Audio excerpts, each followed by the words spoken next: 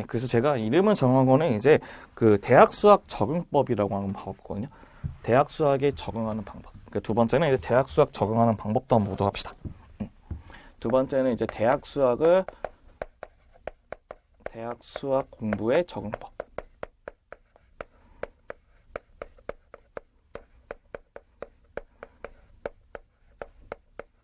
보도록 합시다. 네, 첫 번째 보시면 이제 걔네들 같은 경우는 두 가지로 나누게 된답니다. 어떤 거냐면 신입생의 관점에서 공부하는 거하고 이제 약간 복학생의 관점에서 공부하는 내용이 조금 다르거든요. 그래서 맨 처음에 1번을 보시면 신입생의 관점에서 한번 봐볼게요. 신입생의 관점에서.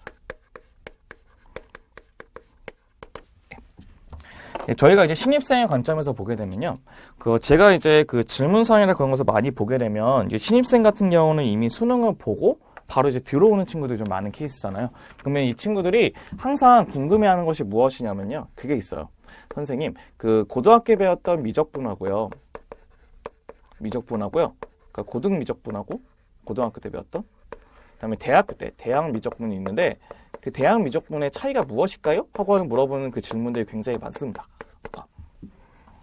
정확히 말씀드리면요. 큰 차이는 그게 없습니다. 뭐가 있냐면 우리가 일반적으로 미분적분을 계산하는 방식이나 그런 것들은 고등학교 과정만 공부를 다 해놔도 일반적으로 대학교에 있는 미적분학의 3분의 1이나 아니면 절반 정도는 다 해결이 가능해요. 그럼 나머지는 뭐를 볼 거냐면 이제 거기에 관해서 우리가 고등학교 때는 당연듯이 봤던 그 증명들이나 그 공식들을 대학교 때는 하나하나 다 상세하게 증명을 갈 거예요. 그렇기 때문에 거기서 오게 되는 첫 번째 뭐 있냐면 1번은 이제 그거를 이제 공부하실 때 생각을 하는 게 이거예요. 1번은 이제 고등학교 때는 이제 모든 과목의 수학 과목 공부했을 때는 당연히 당연듯이 받아들인 다음에 그거를 가지고 문제를 풀었잖아요. 맞죠? 근데 이제 대학교 들어가서 이제 여러분들이 좀 봐야 될 것 중에 하나는 무엇이냐면 그게 왜 되는지를 먼저 궁금을 먼저 해보셔야 돼요. 그러니까 그게 왜라고 하는 말을 굉장히 많이 쓰셔야 돼요. 왜라고 말. 왜냐면요, 우리가 이제 이제 대학교로 들어가게 되면 미적분학은 이제 본질적으로 많이 파악하는 과목이 되기 때문에 여러분들 자체가 이것이 왜 그런지도 모르면서 쓰게 되면 나중에 어떤 현상이 일어나냐면 나중에 그 성적을 냈을 때 나는 이거 자체가 당연하다고 생각하고 썼는데 교수님들 자체는 이거를 왜 당연하다고 생각하지? 왜 증명을 안 했어? 하면서 거기서 점수를 깎게 되면서 점수 학점 자체가 굉장히 떨어지는 경우가 굉장히 많습니다. 그렇기 때문에 여러분들이 첫 번째 이제 공부하는 패턴이 이제 바뀌셔야 돼요. 어떻게 바뀌냐면 이제 공부를 이제 문제를 푸는 것에서 이제 뭘로 바뀌냐면 생각하는 관계로 좀 바뀌셔야 돼요. 생각하는 거. 그래서 이제 어떤 식이냐면 처음에는 문제를 항상 푸는 길을 이제 약간 정확하고 빠르게 푸는 것이 고등학교 수학이었다면 대학교 수학은 사실 답이 안 맞아도 풀이 과정 맞으면 약간의 밑에 있는 감점만 좀 당하고 다 맞거든요. 그래서 어떤 것이냐면 대학교 과정의 특징은 거기에 나오는 그 생각이나 그 원리들이 중요해요. 그래서 여러분들이 공부할 때 어떤 식의 원리를 갖고 풀어야 되는 건지를 먼저 보셔야 되는 거고요. 두 번째는 2번은 이겁니다. 2번은 그 고등학교와 다르게 새로운 기호들이 엄청 많이 나옵니다. 새로운 기호. 예를 들어 뭐 입실론이라는 기호도 나오고 뭐 델타라는 기호도 나오고 심지어 크시라는 단어도 나오고 굉장히 많은 기호가 있는데 그 기호에 관해서 참 신기한 게 있어요. 기호에 관해서 궁금증을 가지시면 안 돼요. 궁금하면 안 돼요. 그 기호는 말 그대로 우리가 그 일반적으로 쓰는 X, Y, Z와 똑같은 기호거든요. 근데 여러분들은 항상 기호가 새로운 게 나오면 저게 왜 저런 기호를 쓰지? 그런 식으로 궁금하게 돼요.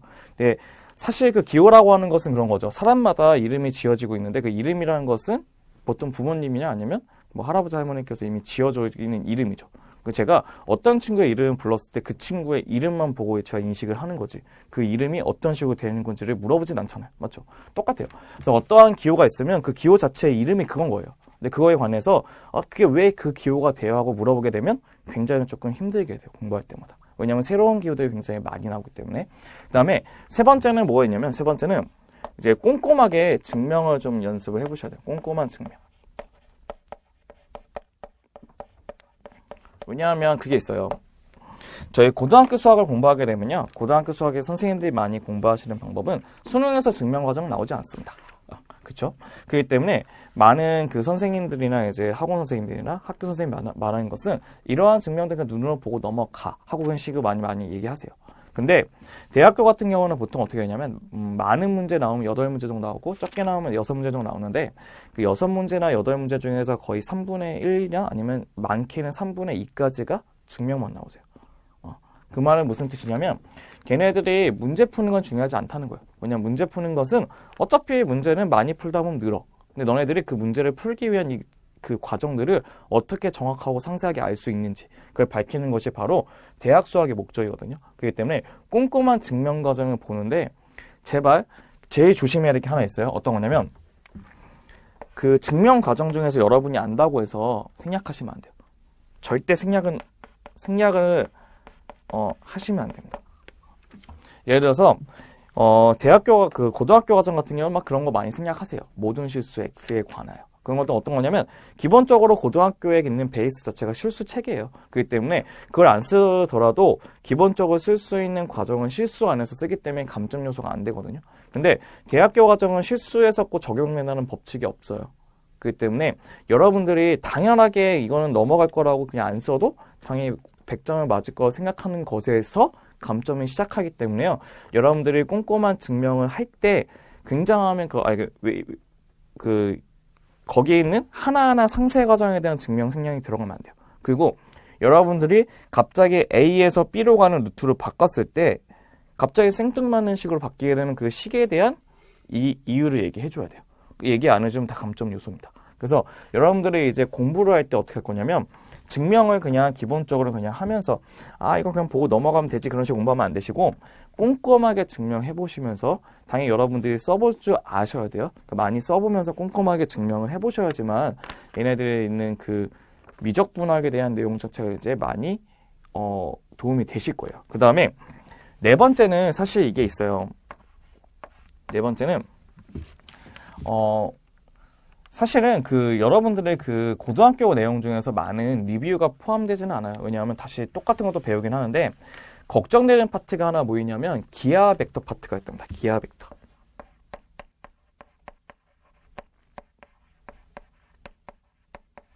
네, 기하 벡터 파트가 있는데요. 그 고등학교에 배우는 기하 벡터 파트를 그 대학 미적분학에서는 약간 어떤 식으로 얘기하시냐면요. 조금 당연하게 알고 있다는 식으로 하고 넘어가세요. 조금. 약간의 좀 미적분학과 공부하는 방식이 좀 다른데 그 미적분학 공부할 때는 하나하나 상세하게 다 얘기해 주세요. 근데 참 신기하게도 벡터 쪽 넘어갔을 때는 기본적으로 나오는 그 이론적인 것만 설명하시고 나머지 파트는 당연히 알고 있다고 생각하고 넘어가는 경우가 되게 많거든요. 그래서 혹시 시간이 되신다면 기하 벡터 같은 경우는 고등과정이죠. 고등과정. 이 부분은 꼭 리뷰를 하시고 수업을 들으시면 좀 더 학점 따기는 좀 더 수월하실 것 같습니다. 얘네들은 1학기를 원해서 하는 게 아니고요. 얘네들은 2학기 때 좀 더 많이 도움이 되기 때문에요. 여러분들 공부하기 위해서 언제 늦어도 1학기 끝나고 있는 그 여름방학 있잖아요. 여름방학 때는 한번 봐두시는 게 좋겠죠. 그런 식으로 보시면 되죠. 그래서 신입생 같은 경우는 보통 이런 식의 좀 약간의 조금 그런 게 있어요. 왜냐 어떤 게 있냐면 고등학교에서 이제 대학교 넘어가는 순간이기 때문에 거기서 오는 약간의 그 시행착오라고 하죠. 그 시행착오들이 있기 때문에 같이 한번 좀 이런 식으로 공부해 보시는 게 좋을 것 같고 그럼 두 번째는 이제 이게 있어요. 복학생 경우도 있는데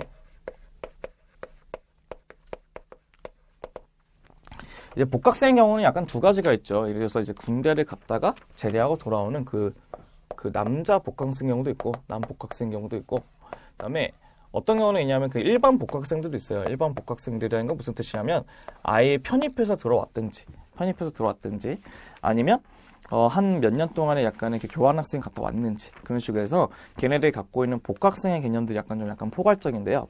근데 기본적으로 갖고 있는 모티브가 무엇이냐면요. 이 친구들의 가장 큰 그 걱정거리는 뭐냐면요. 자기가 수학 공부를 제대로 할 수 있을까가 가장 큰 걱정이에요. 가장 걱정. 근데 참고로 이 친구들한테는 가장 첫 번째 그 기본적으로 해드리고 싶은 건 무엇이냐면 제가 이런 게 있어요. 수학 공부를 하는데 정말 아무것도 모르겠다. 정말 거짓말 치고 더하기 빼기 곱하기 나누기 통분 약분밖에 모르겠다. 그러시면 정말 어쩔 수 없습니다. 기본 수학부터 해서 차근차근 갈 수밖에 없어요. 기본 수학부터 이제 공부를 차근차근 갈 수밖에 없는데요. 왜냐하면 그 기본적인 게 안 되게 되면 미적분할 때 공부할 때마다 매번 막힐 건 당연하거든요. 그래서 약간의 너무 속으로 생각하기에는 선생님 그래도 기본 수학부터 시작하게 되면 시간이 너무 오래 걸리니까 힘들지 않을까요? 그런지 모르지만 사실 저희가 이제 집을 만들 때는 제일 중요한 게 여기는 기둥이잖아요. 기둥이 제대로 박혀야지 양쪽에 살을 붙이게 됐을 때 굉장히 튼튼한 집이 완성되잖아요. 똑같이 저희도 기본적인 게 완성이 돼야지 미적분할을 공부할 때 물음표라는 것이 많이 더 적어지거든요. 그렇기 때문에 저희는 첫 번째는 기본 수학을 첫 번째 완성을 시켜야 되는 게 첫 번째 목표가 될 것이고요. 완성 목표이시고, 두 번째는 이제 이 친구들은 이제 그 복학생이기 때문에 기본적으로 2학년 또는 3학년을 가는 그 루트가 되잖아요. 그래서 미적분학 원투를 공부는 하는데 이 친구들은 약간 이 신입생하고 좀 관점이 좀 달라요. 왜냐하면 신입생처럼 굉장히 꼼꼼하게 공부를 하다 보면요, 이거 두 개 공부하는데 1년 걸리세요. 근데 저희는 1년 동안 공부할 시간이 없잖아요. 그렇죠? 그래서 이 친구들은 이제 특징이 무엇이냐면요. 우선은 증명 과정은 이해만 하시고요. 증명은 이해만 하시고 이해를 하시고 뭐를 좀 위주로 공부하시냐면요. 문제풀이 위주로 좀 공부하셔야 돼요. 뭔지 아세요? 얘네들은 이제 미적분학 원투에서 이제 얘네들이 쓸 것은 무엇이냐면요. 그 미적분학 원투에 있는 미분을 할 수 있니? 아니면 적분을 할 수 있니? 그런 식의 있는 방법들을 공부할 거지. 우리는 걔네들의 증명을 모두 이용해서 그래, 난 이걸 공부했어. 그래서 나는 이제 수학일에서 모두 증명이 된 것 같아. 그런 식으로 공부하시면 정말 한 학년 더 다닐 수도 있어요. 그렇기 때문에 얘네들 미적분학 원투를 공부할 때는 증명 같은 경우는 그냥 눈으로 보시면서 이해하고 넘어가시면 되고, 그 가장 중요한 거는 미분과 적분이 많이 익숙하도록 연습하시는 게 중요해요. 연습이 굉장히 필수입니다. 그다음에 세 번째는 이제 공업수학이라는 걸 공부해서죠. 공업수학. 그러니까 걔 중에는 공업수학이 될 것이고, 어떤 친구한테는 그 선대거나 미방이 될 텐데요. 참고로 미리 말씀드리면요, 걔네들 공부하기 위해서 가장 큰 루트는, 원래는 저희 공업수학은 참 특이하게 돼요. 미방 배웠다가 선대 배웠다가 미방 배워. 그러니까 상미분 방정식 배웠다가 선형대 수학 공부했다가 그다음 편미분 방정식 배우거든요. 근데 가장 효과적인 구분 방법 첫 번째는 선형대 수학을 먼저 공부하는 게 좋아요. 선대인데 선대를 너무 깊게 공부하지 마시고요. 벡터 쪽에 해서 걔네들이 있는 그 행렬과 관련된 부분이 있거든요. 그 정도만 공부하시면 돼요. 그 이상 넘어가시면 정말 힘들어져요, 삶이. 그래서 이 정도만 공부하시면 되고, 두 번째는 미방이 있는데, 미방 같은 경우는 사실 모든 과목에 다 쓰이기 때문에 미방은 상미분 방정식하고